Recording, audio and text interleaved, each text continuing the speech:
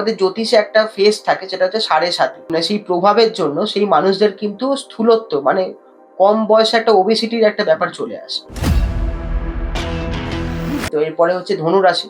ধনুরাশির অধিপতি গ্রহ হচ্ছে বৃহস্পতি।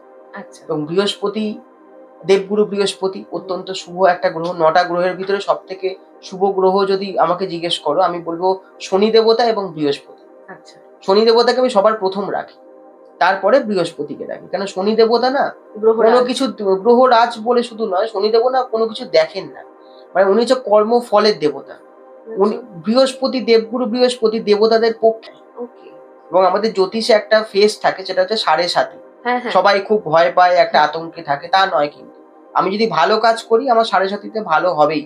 আমার যতই শনি নিচস্থ থাকুক, যতই আমার খারাপ থাকুক, যাই থাকুক না কেন, আমি যদি সৎভাবে থাকি, মানুষের উপকার করি, মানুষের পাশে থাকি, আমার ভালো হতে বাধ্য। এবং এর সাথে আরেকটা কি বলে ধাইয়া না কিছু একটা হ্যাঁ, বলে? শনির ঢাইয়া চলে। সেটা একটা রাশি কেন্দ্রিক, মানে যেভাবে ৭.৫ই বিচার হয়, হুম। শনি কোন ঘরে বসে আছে সেইভাবে বিচার ওকে। যখন হয়, তো সেখান থেকে শনির ঢাইয়াও চলে। সেটা ২.৫ বছরের হ্যাঁ। Short period of hmm, time. আর হুম। ৭.৫ই মানে ৭.৫ ৬০ বছর। বছর।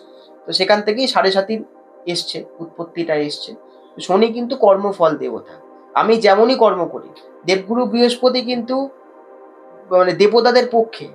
শুক্রাচার্য মানে শুক্রদেব হচ্ছে দৈত্যদের পক্ষে। হুম। শনি দেবতা কিন্তু কারোর পক্ষে নয়। শনি দেবতা স্বয়ং বিষ্ণুকেও অনেক ঘাত প্রতিঘাতের মধ্যে দিয়ে তাকে, মানে তার পরীক্ষা নিয়েছে।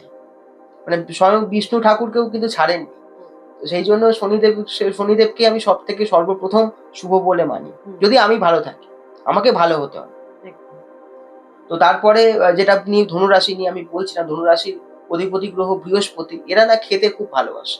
আচ্ছা। মানে খাবার ভীষণ খেতে ভালোবাসে। এবং ধনু রাশির ক্ষেত্রে যেহেতু বৃহস্পতির প্রভাব থাকে, তাদের ক্ষেত্রে না মানে বৃহস্পতি গ্রহটা মানে আমাদের সৌর জগতের মধ্যে, মানে সোলার সিস্টেম রবির পরে সব থেকে যদি কোনো বড় গ্রহ হয়, সেটা হচ্ছে বৃহস্পতি। একদম। ইংলিশে বলা হয় জুপিটার।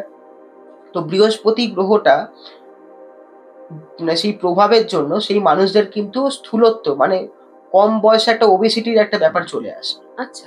এবং তারা না মিষ্টি মানে শর্করা খাবার খেতে বেশি ভালোবাসে। আচ্ছা। বৃদ্ধ ভাব বা বৃদ্ধ যে লুকস যেটাকে বলছে, বৃদ্ধ মানে সহজে ছাপ তার পড়ে যাওয়া। ছাপ পড়ে যাওয়া। সেই ছাপটা কিন্তু কম বয়সেই পড়ে যায়।